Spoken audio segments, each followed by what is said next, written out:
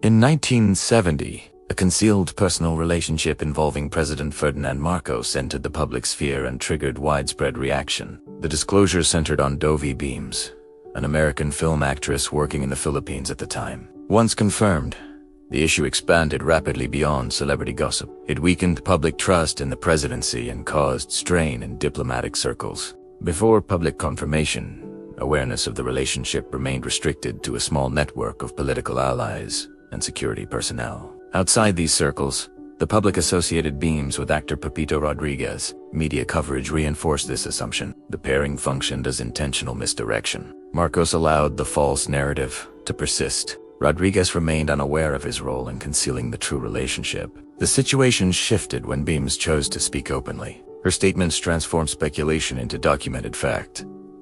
Control over events ended at that moment. Beams entered the Philippines as part of the cast of a film inspired by Marcos' wartime activities as a resistance figure. The project provided her entry into Philippine cinema and placed her under constant media attention. Her foreign background and visibility distinguished her within the local industry. Her involvement resulted from arrangements made by businessman Potenciano Ilusorio, a known Marcos associate. Through connections in Hollywood, Beams secured the role. The film served political symbolism as much as entertainment. Marcos also exercised personal influence in the selection, emphasizing secrecy and compatibility. Within Marcos' inner circle, extramarital relationships were neither unexpected nor unknown. Such affairs relied on loyal aides to avoid exposure. Beams became one such relationship. Marcos initially concealed his identity during their introduction, revealing it only after establishing personal trust. A covert relationship followed. Imelda Marcos remained unaware during its early stages.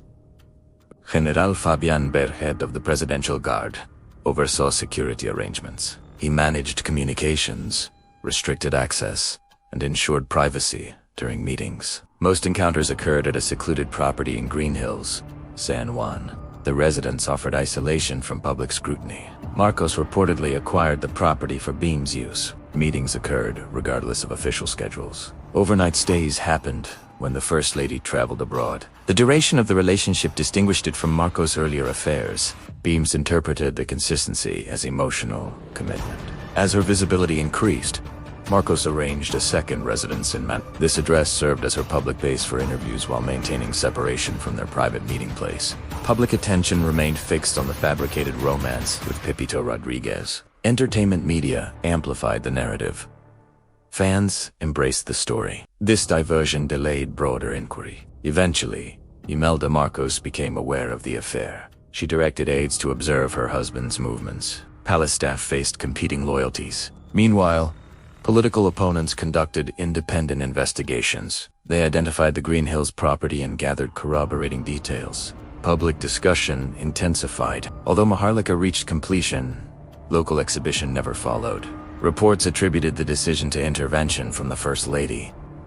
By then, the relationship posed a clear political risk. Near the end of the affair, Beams and Marcos exchanged personal items. Marcos provided recordings of himself singing an Ilocano song. Beams supplied private photographs. Unknown to Marcos, she also recorded intimate encounters. These recordings later became central evidence. Marcos soon withdrew all contact. Beams faced pressure from individuals connected to the First Lady. Immigration actions followed. She expected Marcos to intervene. Instead, she learned he denied any personal connection and questioned her credibility.